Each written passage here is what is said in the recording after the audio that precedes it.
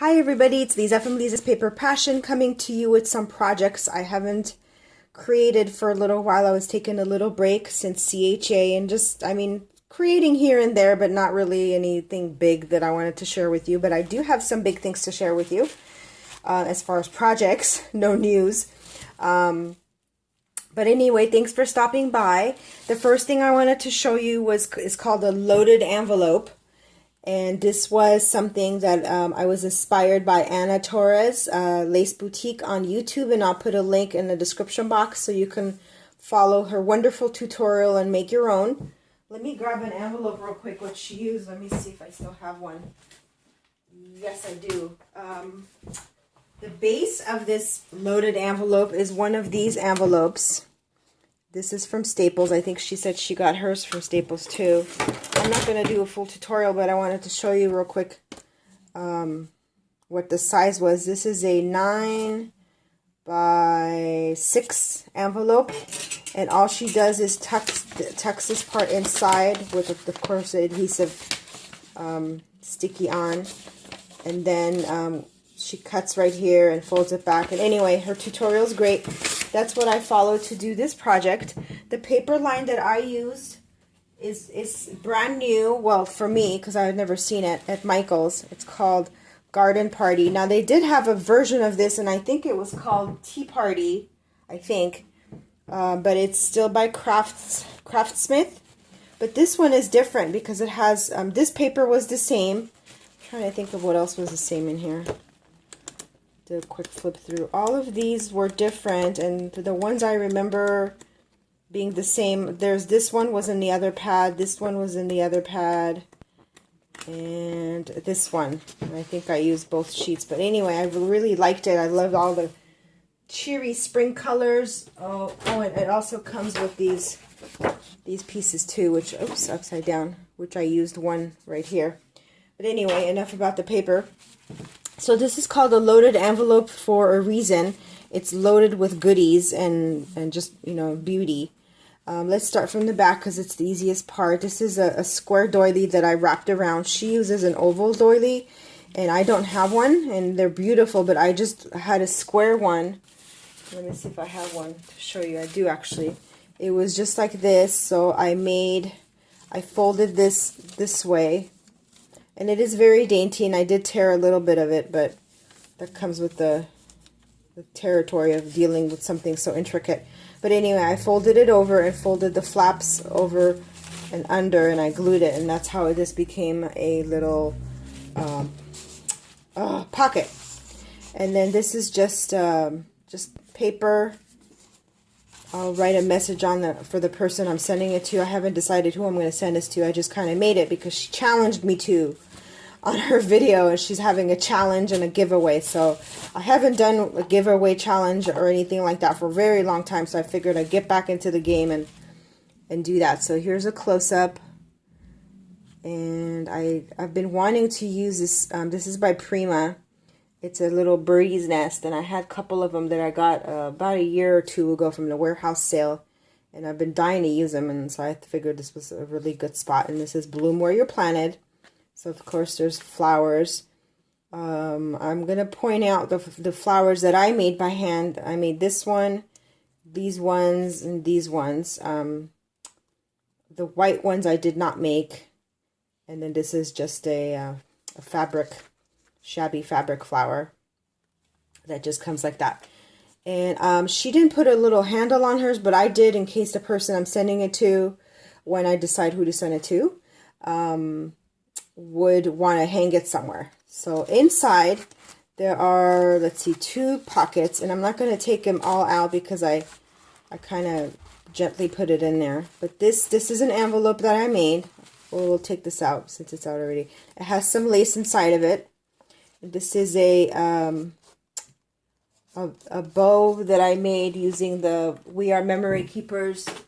I love this punch board because you can make envelopes with it. You can make, see, it says you can make envelopes, bows, and boxes, and it's an all-in-one. This is the latest one that they had instead of buying all the little ones. But anyway, I use that to make the bow. I try to use the things I have, and I use it to make this envelope. So that goes in there, and then there's another envelope in here This is embossed with an embossing plate. And what did I put in here? I think I just put some Prima goodies, wood goodies in here. Okay. And then this tag that I made for her, Sweet Treats. This is off from the paper line, and I did line it up with chipboard because I wanted it more sturdy. And then up here I just put a little sample of washi just to have something there for the pocket that I made over there. So that's my loaded envelope. Go and check out Anna's YouTube channel, and I'll link to it, of course. The other projects that I wanted to show you are, sorry, I'm going to put this in right so it doesn't look like a mess. So anyway, okay, so that's a loaded envelope.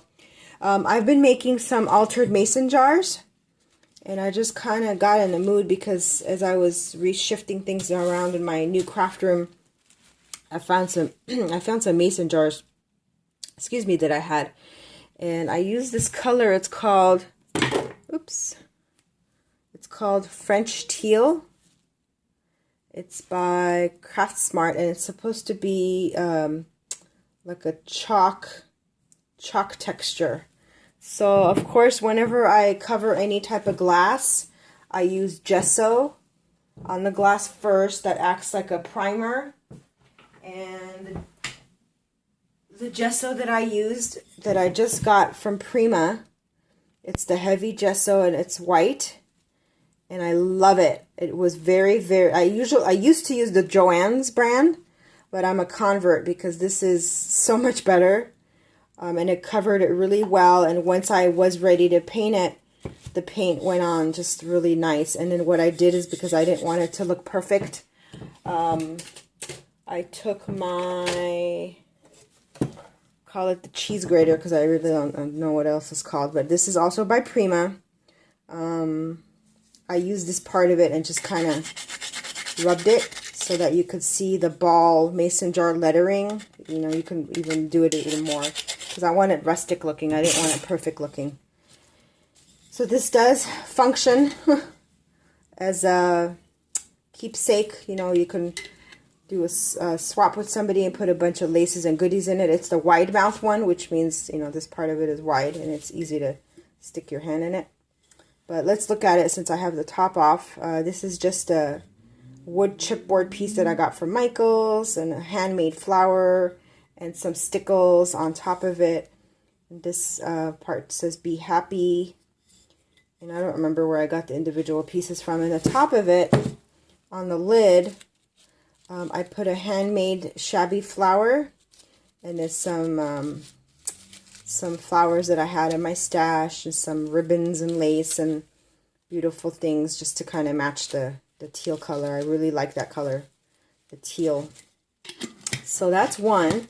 And then, of course, since I was on a roll, I had to make another one. Now, this is not a mason jar, and this, actually, I still have to put something on top of it. So I don't know why I'm showing it to you, but it's not completely done, but it does need something on top. I just haven't decided what to put on top of it. I might do like a little pin cushion that I've actually done tutorial on before. It just sits on top of it. So that's high probability. But I wanted to show you the body of it because I just fell in love with this burlap that I got from Hobby Lobby. I don't do haul videos, but I will share with you what I got, you know, from certain places in my projects. I don't believe in haul videos. That's another topic all to itself. But anyway, I got this from the clearance section. It was $5.10. As you can see, it had 9 feet. And it was really good deal since originally it was 15. And when I saw this, I immediately knew. Sometimes, you know, when you're buying stuff, you know what you're going to do with it. But this time I kind of knew what I wanted to do with it. So what I did is I glued some, hot glued some of this really pretty vintagey lace that I had, you know, at the edges of it, of course, from the inside, so you don't see the outside part. And then what else did I do to it? I added these I just made, you know, some, gosh, bows, I can't think of the word, some flat back pearls, another handmade shabby flower that I made, and that's about it. You know, just simple and shabby looking. This I know who it's going to. I haven't told her yet, but like I said, I just need a top part for the pin cushion. And I'm trying to remember what else I've been up to. Oh, I did want to show you one more thing. If I could find it. Sorry, it's an altered egg carton, which is going to a friend. I am working on a tea box that I haven't completed yet. And where is that altered egg carton? Cannot find it. Oh goodness. Okay, there's some cards. Okay, well, I'm not going to keep you guys waiting. I will show you some cards that I've made. I just like to keep cards on hand in case there's an occasion, like a birthday or something. Gosh, I wish I knew what I did with that altered egg carton. Okay, it's going to have to be a separate video. Sorry. This is a handmade flower. I bought these dies from Diamond Dies. I had never bought Diamond Dies before. And this is called a realistic rose. And I'm really, really happy that I bought it. The only thing is, as in the process of moving my craft area, I lost one of the pieces to it. This is made of 2 different sizes of dies. And I lost one of the pieces to it. I'm very sad. So now I got to buy another set so I can make more of these. This is Prima's on my mind. Tilda paper, card paper, I should say. And then here's another one that I made. I really, really love these pastel-y colors. I think I made up a word, pastel-y. So, yep, that's about it. I really wish I could get my hands, really wish I could get my hands on that altered egg carton, because I really wanted to share that with all of you, but I have no idea what I did with it, and I hope I find it. So anyway, I'll close it off with that. I am getting ready to do a subby giveaway. So if you're not a subscriber to my channel, please subscribe. Leave a comment. I always read your comment. I might not always reply, which most of the time I'm guilty. I don't. I'm sorry, but I do read them, and I appreciate every single comment that you leave. It means a lot to me. And I love to share my creativity, and I hope that I inspire you. Thank you very much for stopping by, and as always, God bless you. Thank you. Bye.